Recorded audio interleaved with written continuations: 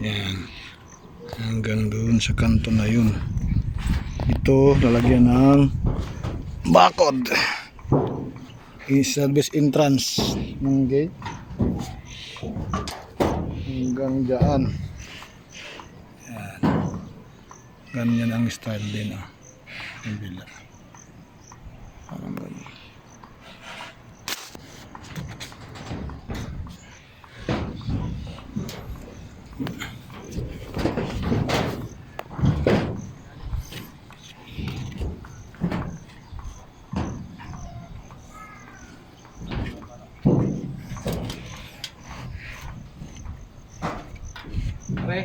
Up.